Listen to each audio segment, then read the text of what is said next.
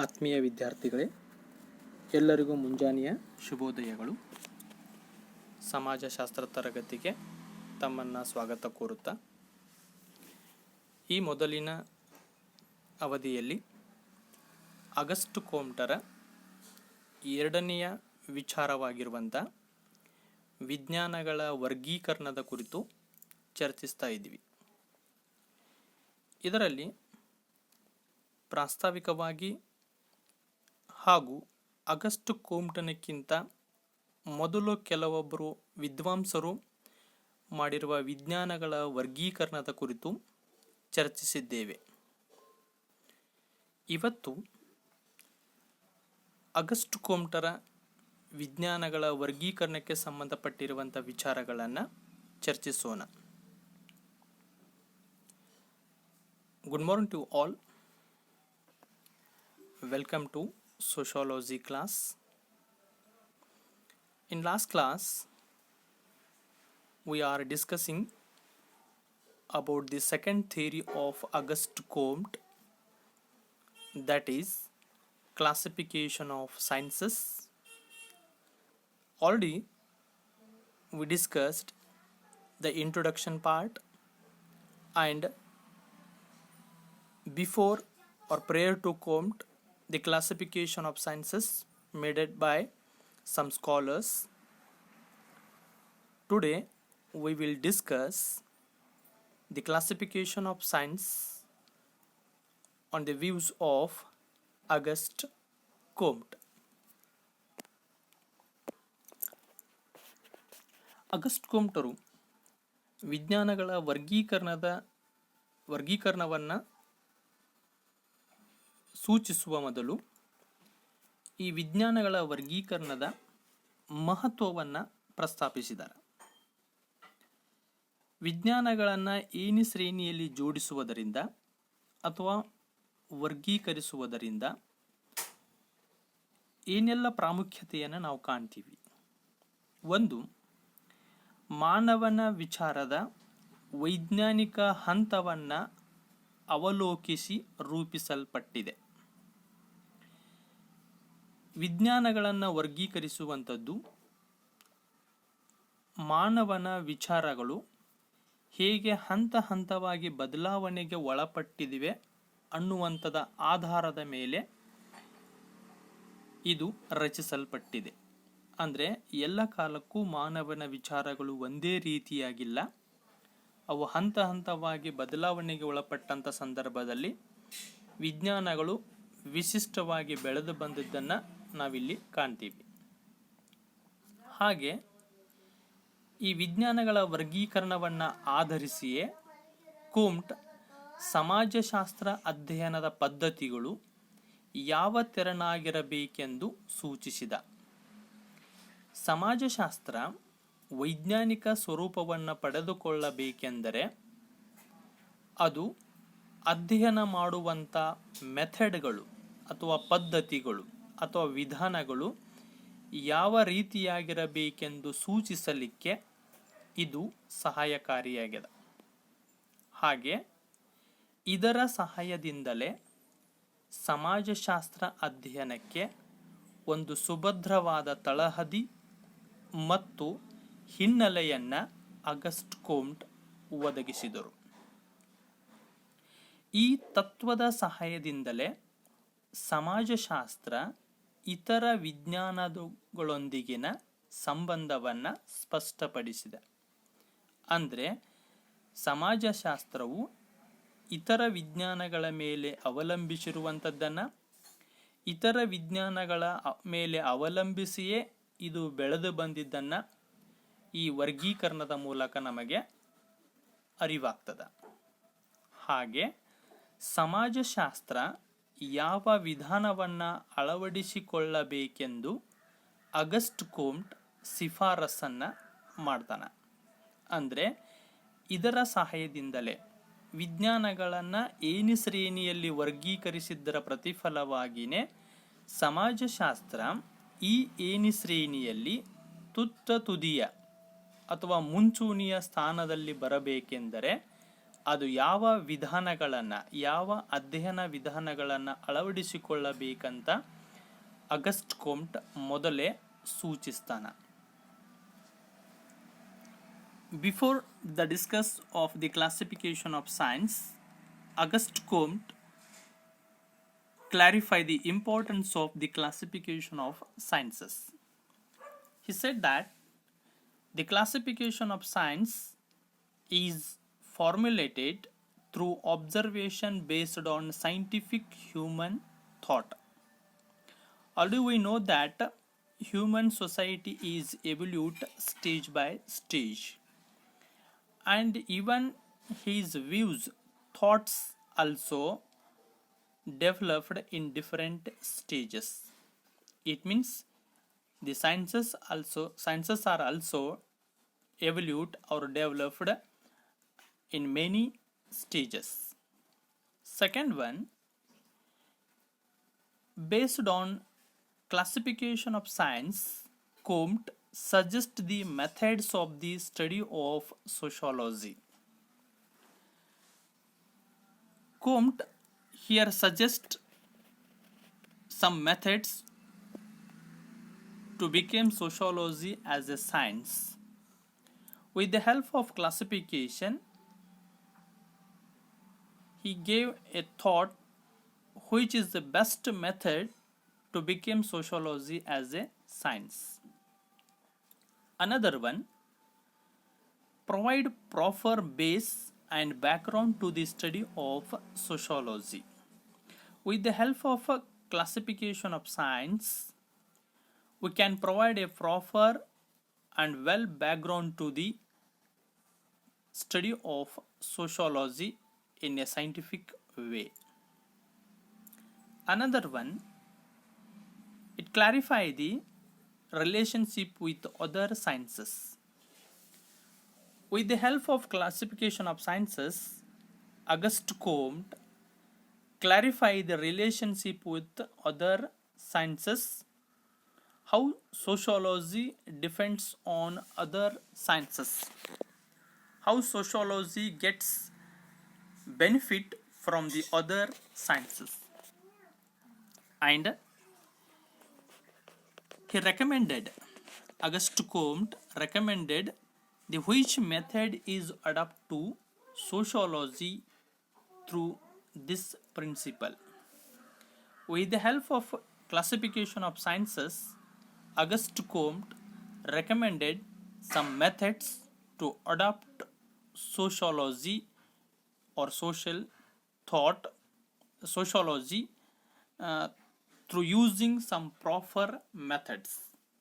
Then we can create a scientific nature, or then we can provide a scientific nature to the sociology.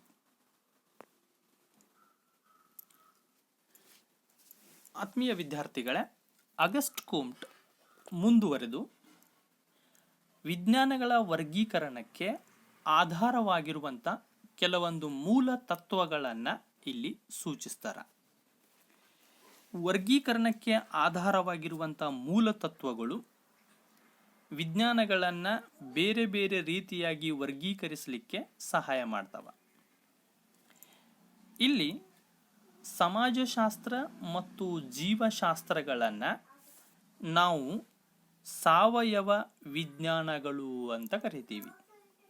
August ಕೋಮ್ಟ್ ವಿಜ್ಞಾನವನ್ನು ಸಾವಯವ ವಿಜ್ಞಾನಗಳು ಮತ್ತು ನಿರವಯವ ವಿಜ್ಞಾನಗಳು ಅಂತ ಕರೀತಾನೆ. ಈ ಸಾವಯವ ವಿಜ್ಞಾನಗಳಲ್ಲಿ ಸಮಾಜಶಾಸ್ತ್ರ ಮತ್ತು ಜೀವಶಾಸ್ತ್ರಗಳು ಬರುತ್ತವೆ. ಈ ಸಾವಯವ ವಿಜ್ಞಾನಗಳು ಯಾವಾಗಲೂ ಅಧ್ಯಯನದಲ್ಲಿ ಸಮಗ್ರ ದೃಷ್ಟಿಕೋನವನ್ನು ಹೊಂದಿರುತ್ತವೆ. ಅಂದರೆ ಇದರಲ್ಲಿ ಬರುವಂಥ ಯಾವುದೇ ವಿಷಯವನ್ನು ಸಮಗ್ರವಾಗಿ ಅಧ್ಯಯನ ಮಾಡುವಂಥ ಒಂದು ವಿಚಾರವನ್ನು ನಾವು ಕಾಣ್ತೀವಿ. ಸಾವಯವ ವಿಜ್ಞಾನಗಳು ಯಾವಾಗಲೂ ಅಳವಡಿಸಿಕೊಳ್ಳುವಂಥ ಅಧ್ಯಯನ ವಿಧಾನ ಹೇಗಿರುತ್ತದೆ ಅಂತಂದರೆ, ಇಡಿಯಿಂದ ಬಿಡಿಯವರೆಗೂ ಅಂದರೆ ಸಮಾಜಶಾಸ್ತ್ರ ಮೊದಲು ಸಮಗ್ರವಾಗಿ ಇಡೀ ಸಮಾಜವನ್ನು ತೆಗೆದುಕೊಳ್ತದೆ. ಆಮೇಲೆ ಸಮಾಜದಲ್ಲಿ ಮತ್ತೆ ಅದನ್ನು ಬಿಡಿ ಬಿಡಿಯಾಗಿ ಅಧ್ಯಯನ ಮಾಡುತ್ತದೆ. ಸೊ ಸಮಾಜದಲ್ಲಿ ಬರುವಂಥ ಸಮೂಹಗಳು, ಸಂಘಗಳು, ಸಂಸ್ಥೆಗಳು, ಸಾಮಾಜಿಕ ಪರಿವರ್ತನೆ, ಹೀಗೆ ಬಿಡಿ ಬಿಡಿ ಬಿಡಿಯಾಗಿ ಅಧ್ಯಯನ ಮಾಡುತ್ತದೆ. ಆದರೆ ಇನ್ನೊಂದು ಪ್ರಕಾರವಾಗಿರುವಂಥ ವಿಜ್ಞಾನದ ನಿರವಯವ ವಿಜ್ಞಾನಗಳು. ಇದರಲ್ಲಿ ರಸಾಯನಶಾಸ್ತ್ರ, ಭೌತಶಾಸ್ತ್ರ, ಖಗೋಳಶಾಸ್ತ್ರದಂಥವುಗಳು ಬರುತ್ತವೆ. ಇವುಗಳನ್ನು ನಿರವಯವ ವಿಜ್ಞಾನಗಳು ಅಂತ ಕರಿತೀವಿ. ಇವು ಅಧ್ಯಯನ ಮಾಡುವಂಥ ಸಂದರ್ಭದಲ್ಲಿ ವಿಶ್ಲೇಷಣಾತ್ಮಕ ದೃಷ್ಟಿಕೋನವನ್ನು ಹೊಂದಿರುತ್ತವೆ. ಎಕ್ಸ್ಪ್ಲನೇಟರಿ ಅಂತ ಕರಿತೀವಿ. ಅಂದರೆ ಯಾವಾಗಲೂ ಯಾವುದೇ ವಿಷಯವನ್ನು ತೆಗೆದುಕೊಂಡಾಗ ಅವುಗಳನ್ನು ವಿವರಿಸುವಂಥ, ವಿಶ್ಲೇಷಣೆ ಕೊಡುವಂಥ ದೃಷ್ಟಿಕೋನವನ್ನು ನಾವು ನಿರವಯವ ವಿಜ್ಞಾನಗಳಲ್ಲಿ ಕಾಣ್ತೀವಿ ಅಂತ. ಇವು ಸಾವಯವ ವಿಜ್ಞಾನಗಳಿಗಿಂತ ಭಿನ್ನವಾಗಿದ್ದು, ಇಲ್ಲಿ ನಾವು ಬಿಡಿಯಿಂದ ಇಡಿಯವರೆಗೆ ಅಧ್ಯಯನ ಮಾಡುತ್ತೇವೆ. ಯಾವುದೇ ವಿಷಯವನ್ನು ಬಿಡಿಯಿಂದ ಇಡಿಯವರೆಗೆ ಅಧ್ಯಯನ ಮಾಡುವಂಥದ್ದು ನಿರವಯವ ವಿಜ್ಞಾನಗಳು ಅಂತ. ಉದಾಹರಣೆಗೆ, ಯಾವುದೇ ಅಧ್ಯಯನ ವಿಷಯದ ಒಂದು ಭಾಗವನ್ನು ಅಧ್ಯಯನ ಮಾಡಿ ಅದನ್ನು ಆಧರಿಸಿಯೇ ಇನ್ನುಳಿದವುಗಳನ್ನು ಅಧ್ಯಯನ ಮಾಡುವಂಥದ್ದು. ಸಮಾಜಶಾಸ್ತ್ರ, ಜೀವಶಾಸ್ತ್ರಗಳು ಸಮಗ್ರವಾಗಿ ಅಧ್ಯಯನ ಮಾಡಿ ಅದನ್ನು ಬಿಡಿಸಿ ಅಧ್ಯಯನ ಮಾಡುವಂಥದ್ದು. ನಿರವಯವ ವಿಜ್ಞಾನಗಳು ಬಿಡಿ ಬಿಡಿಯಾಗಿರುವಂಥ ಭಾಗಗಳನ್ನು ಅಧ್ಯಯನ ಮಾಡಿ ಸಮಗ್ರವಾಗಿ ಅಧ್ಯಯನ ಮಾಡುವಂಥದ್ದು. ಖಗೋಳಶಾಸ್ತ್ರ ತೆಗೆದುಕೊಂಡ್ರೆ ಭೂಮಿ, ಗ್ರಹಗಳು, ಮಣ್ಣು, ಸೊ ಇವುಗಳನ್ನು ಬಿಡಿ ಬಿಡಿಯಾಗಿ ಅಧ್ಯಯನ ಮಾಡಿ ಆಮೇಲೆ ಸಮಗ್ರವಾಗಿ ಅದರ ಬಗ್ಗೆ ಹೇಳ್ತದೆ. ಇವೆರಡರಲ್ಲಿ ಒಂದು ಅಧ್ಯಯನದಲ್ಲಿ ವ್ಯತ್ಯಾಸವನ್ನು ಕಾಣ್ತೀವಿ. ಪ್ರತಿಯೊಂದು ಶಾಸ್ತ್ರ ಅಥವಾ ವಿಜ್ಞಾನವು ತನಗಿಂತಲೂ ಮೊದಲು ಅಸ್ತಿತ್ವಕ್ಕೆ ಬಂದ ಶಾಸ್ತ್ರ ಅಥವಾ ವಿಜ್ಞಾನವನ್ನು ಅವಲಂಬಿಸಿರುತ್ತದೆ ಮತ್ತು ಬೆಳೆಯುತ್ತದೆ ಎಂಬ ತತ್ವವನ್ನು ಆಧರಿಸಿದೆ. ಈ ವರ್ಗೀಕರಣಕ್ಕೆ, ವಿಜ್ಞಾನಗಳನ್ನು ವರ್ಗೀಕರಿಸುವಂಥ ಸಂದರ್ಭಕ್ಕೆ ಯಾವ ಒಂದು ಮೂಲ ತತ್ವವನ್ನು ಆಧರಿಸಿದೆ ಅಂತಂದರೆ, ಅಗಸ್ಟ್ ಕುಮ್ಟರು ವಿಜ್ಞಾನಗಳ ಯಾವುದೇ ವರ್ಗೀಕರಣವು ತನಗಿಂತಲೂ ಮೊದಲು ಅಸ್ತಿತ್ವದಲ್ಲಿ ಬಂದ ಅಥವಾ ಬೆಳೆದು ಬಂದ ವಿಜ್ಞಾನ ಅಥವಾ ಶಾಸ್ತ್ರವನ್ನು ಅವಲಂಬಿಸಿಯೇ ಬೆಳೆಯುತ್ತದೆ ಎನ್ನುವಂಥ ತತ್ವವನ್ನು ಇಲ್ಲಿ ಹೇಳ್ತಾರೆ. Dear students, the views of Auguste Comte to the classification of sciences, he first clarified the main principles involved in the classification of sciences. He classified the sciences into two types: organic and inorganic sciences. Here organic sciences are sociology and biology. Sociology and biology are the organic sciences. They have always in the study integrative views. Here this type of organic sciences always conduct the study of whole aspects. They always apply method in the study of aspect from whole to partly. And another one, inorganic sciences are chemistry, physics, geography. Inorganic sciences are always applicate the explanatory views. They always analyze, explain the concept. This type of inorganic sciences use the study method from partially to whole system. According to Auguste Comte, there is a principle that every science or study develops and depends upon which science or study came into force first. It means which science came into force first, it always helps to develop other sciences.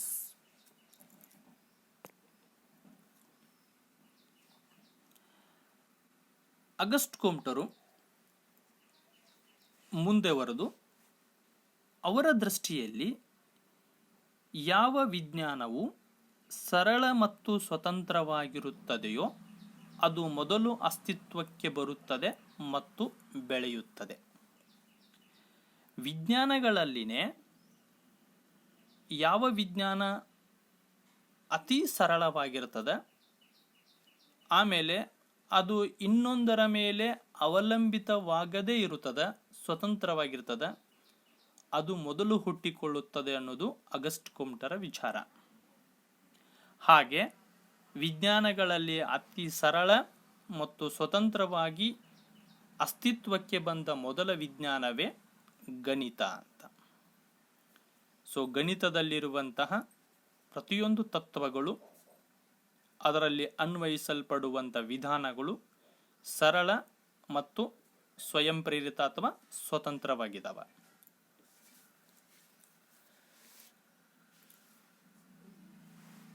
ಇಲ್ಲಿ ಗಣಿತವು ಎಲ್ಲ ವಿಜ್ಞಾನಗಳಿಗಿಂತ ಮೊದಲು ಉದಯವಾಗಿ ಅದು ಪ್ರತ್ಯಕ್ಷ ಪ್ರಮಾಣದ ಹಂತವನ್ನು ತಲುಪಿದೆ ಎಂಬುದು August ಕೋಮ್ಟರ ವಿಚಾರ. ಅಗಸ್ಟ್ ಕೋಮ್ಟರ ದೃಷ್ಟಿಯಲ್ಲಿ ಪರಾವಲಂಬಿ ಸ್ವರೂಪವುಳ್ಳ ಸಂಕೀರ್ಣ ವಿಜ್ಞಾನಗಳು ಸರಳ ಸ್ವತಂತ್ರ ವಿಜ್ಞಾನಗಳನ್ನು ಅವಲಂಬಿಸುವುದು ಅನಿವಾರ್ಯ. ಇವರ ದೃಷ್ಟಿಯಲ್ಲಿ ಯಾವ ವಿಜ್ಞಾನಗಳು ಪರಾವಲಂಬಿ ಗುಣವನ್ನು ಹೊಂದಿರುತ್ತವೆ ಮತ್ತು ಹೆಚ್ಚು ಸಂಕೀರ್ಣ ಕಠಿಣವಾಗಿರುತ್ತವೆ, ಆ ವಿಜ್ಞಾನಗಳು ಯಾವಾಗಲೂ ಸರಳ ಮತ್ತು ಸ್ವತಂತ್ರ ವಿಜ್ಞಾನಗಳನ್ನು ಅವಲಂಬಿಸುತ್ತವೆ. ಅವುಗಳನ್ನು ಅವಲಂಬಿಸಿಯೇ ಅವು ಬೆಳೆದು ಬರುತ್ತವೆ. ಇವರು ವಿಜ್ಞಾನಗಳನ್ನು ಸಾವಯವ ಮತ್ತು ನಿರವಯವ ಅಂತ ಪ್ರತ್ಯೇಕಿಸ್ತಾರೆ. ಇಲ್ಲಿ ಸಾವಯವ ಮತ್ತು ನಿರವಯವ ವಿಜ್ಞಾನಗಳು ಪರಸ್ಪರ ಒಂದನ್ನೊಂದು ಅವಲಂಬಿಸಿಯೇ ಬೆಳೆದು ಬಂದಿದ್ದನ್ನು ಕಾಣ್ತೀವಿ. ಈ ಪರಸ್ಪರ ಅವಲಂಬನೆಯ ಗುಣವನ್ನಾಧರಿಸಿಯೇ ಅಗಸ್ಟ್ ಕೋಮ್ಟರು ವಿಜ್ಞಾನಗಳನ್ನು ವರ್ಗೀಕರಿಸುತ್ತಾರೆ. According to Auguste Comte, which science is very simple and independent, it originate and develop first. For example, mathematics, it first originate and develop because in this subject the applicable principles, concepts are very simple and they are always self-constructed or independent. Here maths get first position because it reach positivism in their nature. According to Auguste Comte views, which sciences are complex and dependent nature, they are always essential to depend on simple and independent science. According to Auguste Comte, simple and independent sciences are first originate, and which sciences are very complex, they evolved later on, or they introduced later on, and they always grow and originate depend on simple and independent sciences. Auguste ಕೋಮ್ಟರು ಇಲ್ಲಿ ಸರಳ ಮತ್ತು ಸ್ವತಂತ್ರ ವಿಜ್ಞಾನಗಳ ಮೇಲೆ ಸಂಕೀರ್ಣವಾಗಿರುವಂಥ ವಿಜ್ಞಾನಗಳು ಅವಲಂಬಿಸಿ ಬೆಳೆಯುತ್ತವೆ ಅನ್ನುವಂಥ ಆಧಾರವನ್ನು ಇಟ್ಟುಕೊಂಡು ವಿಜ್ಞಾನಗಳ ವರ್ಗೀಕರಣದ ಒಂದು ವಿಶ್ಲೇಷಣೆಯನ್ನ ಕೊಡ್ತಾರೆ. ವಿಜ್ಞಾನಗಳಲ್ಲಿನೇ ಮೊದಲು ಕಾಣಿಸಿಕೊಂಡ ಬೆಳೆದು ಬಂದ ವಿಜ್ಞಾನವೆಂದರೆ ಗಣಿತಶಾಸ್ತ್ರ ಅಥವಾ ಗಣಿತ. ಇದು ಅತಿ ಸರಳ ಮತ್ತು ಸ್ವತಂತ್ರ ವಿಜ್ಞಾನ. ಉಳಿದೆಲ್ಲ ವಿಜ್ಞಾನಗಳಿಗೆ ಗಣಿತಶಾಸ್ತ್ರವೇ ತಳಹದಿ ಅಂತ ಕರಿತೀವಿ. ನಮಗೆ ಗೊತ್ತಿರೋ ಹಾಗೆ ಗಣಿತಶಾಸ್ತ್ರವು ಅಂಕಿ ಸಂಖ್ಯೆಗಳಿಗೆ ಸಂಬಂಧಿಸಿರುವಂಥ ವಿಷಯ. ಗಣಿತದಲ್ಲಿ ಬರುವಂಥ ಎಲ್ಲ ಸಂಗತಿಗಳು ಸ್ವಯಂ ಸಿದ್ಧವಾಗಿರುತ್ತವೆ. ನಾವೇನು ಸೂತ್ರಗಳು ಅಂತ ಕರಿತೀವಿ, ಫಾರ್ಮುಲಾಸ್ ಅಂತ ಏನು ಕರಿತೀವಿ, ಅವೆಲ್ಲವೂ ಸ್ವಯಂ ಸಿದ್ಧವಾಗಿರುತ್ತವೆ. ಅವು ಅತಿ ಸರಳವಾಗಿದ್ದು ಜೀವನದ ಪ್ರತಿಯೊಂದು ಸಂದರ್ಭದಲ್ಲಿಯೂ ಕೂಡ ಈ ಸಂಗತಿಗಳು ಅನ್ವಯಿಸಲ್ಪಡುವುದರಿಂದ ಇವುಗಳು ಸರ್ವೇ ಸಾಮಾನ್ಯವಾಗಿರುವಂಥ ಸಂಗತಿಗಳು. ಹಾಗಾಗಿ ಕೋಮ್ಟ್ ಇದನ್ನ ಅತಿ ಸರಳ, ಸ್ವತಂತ್ರ, ಮೊದಲು ಅಸ್ತಿತ್ವಕ್ಕೆ ಬಂದ ವಿಜ್ಞಾನ ಅಂತ ಗುರುತಿಸಿ ಇದನ್ನ ವಿಜ್ಞಾನಗಳ ಏಣಿ ಶ್ರೇಣಿಯಲ್ಲಿ ಮೊದಲ ಸ್ಥಾನದಲ್ಲಿ ಇಡ್ತಾನೆ. ಎರಡನೆಯದ್ದು ಖಗೋಳಶಾಸ್ತ್ರ.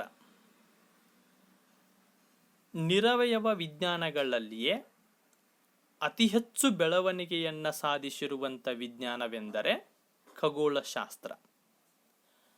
ಅಗಸ್ಟ್ ಕೋಮ್ಟರ ಪ್ರಕಾರ ನಿರವಯವ ವಿಜ್ಞಾನಗಳು ಸಾವಯವ ವಿಜ್ಞಾನಗಳಿಗಿಂತಲೂ ಹೆಚ್ಚು ನಿಖರತೆ ಮತ್ತು ಏಕರೂಪತೆಯನ್ನು ಹೊಂದಿವೆ ಎಂದು. ಗಣಿತದ ನಂತರ ಬೆಳೆದು ಬಂದಿರುವಂಥ ಖಗೋಳಶಾಸ್ತ್ರ ನಿರವಯವ ವಿಜ್ಞಾನಗಳಲ್ಲಿ ಹೆಚ್ಚು ಬೆಳವಣಿಗೆಯನ್ನು ಸಾಧಿಸದ, ಆಮೇಲೆ ಸ್ಪಷ್ಟತೆಯನ್ನು ಪಡೆದುಕೊಂಡಿರುವ ವಿಜ್ಞಾನ. Dear students, the description of classification of sciences according to Comte. He gave first position place to mathematics. It is the most simple and independent science. And here mathematics is always based to all sciences, because already I told it is a very simple and independent science. Which is simple and independent science, it always helps to the other sciences. And already you know that it is related to numbers, and the concepts of maths are self-constructed. What we called formulas, the principles, the methods in maths, these all are self-constructed. Second one, geography. It achieved more development among inorganic sciences. According to Comte, inorganic sciences have more clarity and uniformity compared to the organic sciences. Inorganic sciences like chemistry, physics, geography, they are more clear and uniformity compared to the sociology or biology. They are the organic sciences.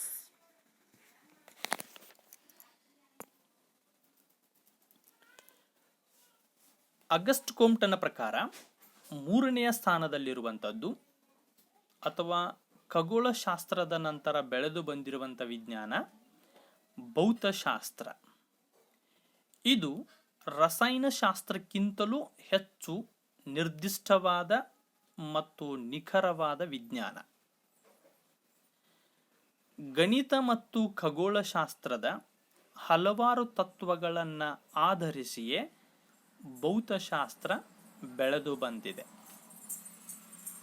ಭೌತಶಾಸ್ತ್ರದಲ್ಲಿರುವಂಥ ಪರಿಕಲ್ಪನೆಗಳು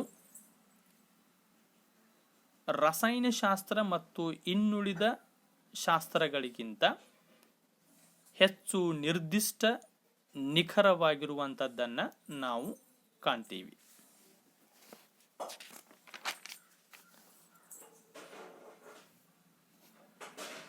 ಇಲ್ಲಿ ಬರುವಂಥ ಪ್ರತಿಯೊಂದು ಪರಿಕಲ್ಪನೆಗಳು ಕೂಡ ಪ್ರಾಯೋಗಿಕ ಆಧಾರದ ಮೇಲೆನೆ ಅಸ್ತಿತ್ವಕ್ಕೆ ಬಂದಿರುವಂಥವುಗಳು ಅಷ್ಟೇ ಸ್ಪಷ್ಟತೆಯನ್ನು ಹೊಂದಿವೆ. ಭೌತಶಾಸ್ತ್ರದ ನಂತರ ಬೆಳೆದು ಬಂದ ವಿಜ್ಞಾನ ರಸಾಯನಶಾಸ್ತ್ರ. ಗಣಿತ ಮತ್ತು ಭೌತಶಾಸ್ತ್ರದ ಮೇಲೆ ಇದು ಅವಲಂಬಿತವಾಗಿದೆ. ರಸಾಯನಶಾಸ್ತ್ರದಲ್ಲಿ ಬರುವಂಥ ಪ್ರತಿಯೊಂದು ಅಧ್ಯಯನಗಳು, ಪರಿಕಲ್ಪನೆಗಳು, ಪ್ರಯೋಗಗಳು ಗಣಿತ ಮತ್ತು ಭೌತಶಾಸ್ತ್ರದ ತತ್ವಗಳನ್ನು ಅನುಸರಿಸುತ್ತದೆ. ಉಷ್ಣತೆ, ತೂಕ, ಉದ್ದಗಲ ಅಳೆಯುವಂಥ ಸಂದರ್ಭಗಳಲ್ಲಿ ಗಣಿತ ಮತ್ತು ಭೌತಶಾಸ್ತ್ರಗಳು ರಸಾಯನಶಾಸ್ತ್ರಕ್ಕೆ ನೆರವನ್ನು ನೀಡುತ್ತದೆ. ಅಂದರೆ ಇಲ್ಲಿ ರಸಾಯನಶಾಸ್ತ್ರ ಗಣಿತ ಮತ್ತು ಭೌತಶಾಸ್ತ್ರಗಳ ಮೇಲೆ ಅವಲಂಬಿತವಾಗಿರುವಂಥದ್ದನ್ನು ಕಾಣ್ತೀವಿ. ಸಾವಯವ ವಿಜ್ಞಾನಗಳಲ್ಲಿ ಮೊದಲನೆಯದಾಗಿರುವ ಹಾಗೆ ರಸಾಯನಶಾಸ್ತ್ರದ ನಂತರ ಬೆಳೆದು ಬಂದಿರುವಂಥದ್ದು ಜೀವಶಾಸ್ತ್ರ. ಸಸ್ಯಶಾಸ್ತ್ರ ಮತ್ತು ಪ್ರಾಣಿಶಾಸ್ತ್ರಗಳು ರಸಾಯನಶಾಸ್ತ್ರ ಕೊಡುವ ಜ್ಞಾನವನ್ನು ಅವಲಂಬಿಸಿವೆ. ರಸಾಯನಶಾಸ್ತ್ರದಲ್ಲಿರುವಂಥ ಎಷ್ಟೋ ಜ್ಞಾನ ಅಥವಾ ಪರಿಕಲ್ಪನೆಗಳನ್ನು ನಾವು ಸಸ್ಯಶಾಸ್ತ್ರ ಮತ್ತು ಪ್ರಾಣಿಶಾಸ್ತ್ರ ಅಧ್ಯಯನ ಮಾಡುವಂಥ ಸಂದರ್ಭದಲ್ಲಿ ಬಳಸುತ್ತೇವೆ. ಹಾಗಾಗಿ ಇಲ್ಲಿ ಜೀವಶಾಸ್ತ್ರ ರಸಾಯನಶಾಸ್ತ್ರದ ಮೇಲೆ ಅವಲಂಬಿಸಿರುವಂಥದ್ದನ್ನು ಕಾಣ್ತೀವಿ. ಅಗಸ್ಟ್ ಕೋಮ್ಟರು ಮನಃಶಾಸ್ತ್ರವನ್ನು ಜೀವಶಾಸ್ತ್ರದ ಒಂದು ಶಾಖೆಯೆಂದೇ ಪರಿಗಣಿಸಿದ್ದಾರೆ. ಜೀವಿಗಳ ಬಗ್ಗೆ ಅಧ್ಯಯನ ಮಾಡುವಂಥ ಜೀವಶಾಸ್ತ್ರ, ಮಾನವನ ಮನಸ್ಸನ್ನು ಅಧ್ಯಯನ ಮಾಡುವಂಥ ಮನಃಶಾಸ್ತ್ರ ಎರಡು ಪೂರಕವಾಗಿವೆ ಅನ್ನುವಂಥ ವಿಚಾರವನ್ನು ನಾವಿಲ್ಲಿ ಕಾಣ್ತೀವಿ. Dear students, according to Auguste Comte, in the classification or the hierarchy of sciences, physics comes later on, geography. It is more specific and clear science compared to the chemistry. It developed based on many principles of maths and geography. It means physics always depend upon the simple and independent science, maths, and which is specific and uniform science, that is geography.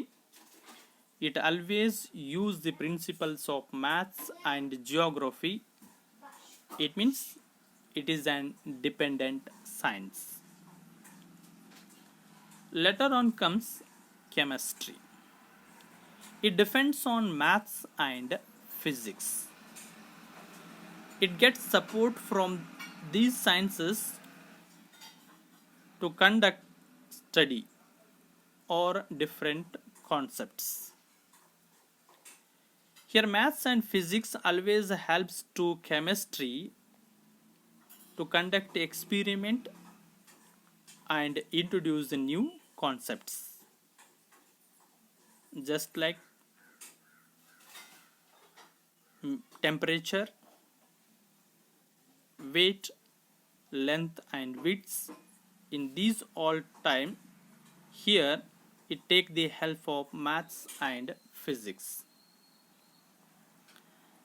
Then comes biology. Here botany and biology are the two sections of biology. They are always depend upon the knowledge provided by chemistry. It means here biology depends on chemistry. What the concepts and aspects comes in biology, these all always related to chemistry, and it is organic science. Combe considered that psychology is a branch of biology. There is a correlationship in between psychology, which is conduct a study on the mind of man, and another one biology, it is a study related to living beings.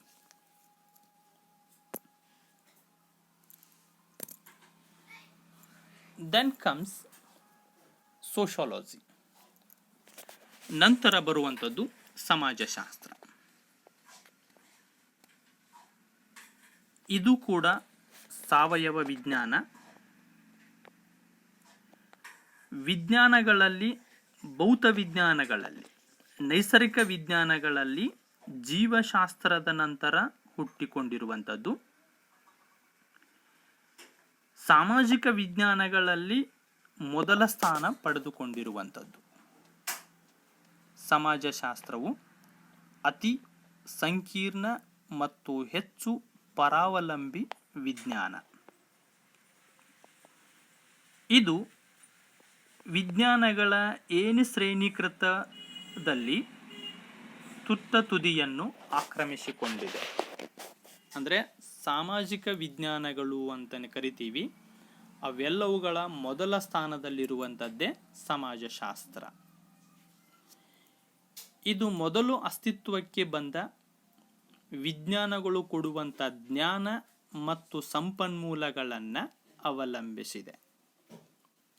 ಸಮಾಜಶಾಸ್ತ್ರಕ್ಕಿಂತ ಮೊದಲು ಬೆಳೆದು ಬಂದ ಗಣಿತ ಇರಬಹುದು, ಜೀವಶಾಸ್ತ್ರ ಇರಬಹುದು, ಇತಿಹಾಸ ಇರಬಹುದು, ಅರ್ಥಶಾಸ್ತ್ರ ಇರಬಹುದು, ಇವೆಲ್ಲವುಗಳು ಕೊಡುವಂಥ ಜ್ಞಾನ ಮತ್ತು ಸಂಪನ್ಮೂಲಗಳನ್ನು ಅವಲಂಬಿಸಿದೆ.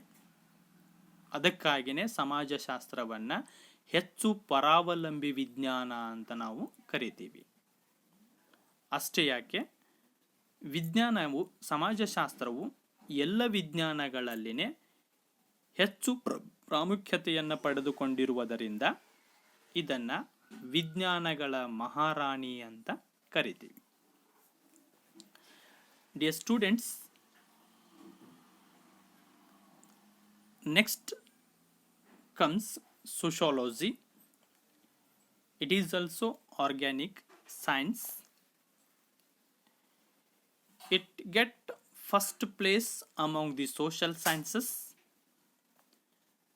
Among physical sciences, it comes after biology. It is the most complex and more heterotropics we called dependent science. It acquired the top position in the hierarchy of sciences,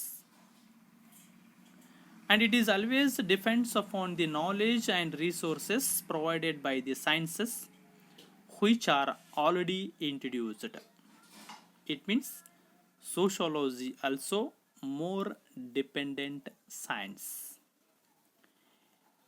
It originates with the help of the knowledge and resource or the information provided by the other sciences like maths, biology, history, economics, other. With the help of these all sciences, it develop and originate as a independent social science, and it is a very complex science also.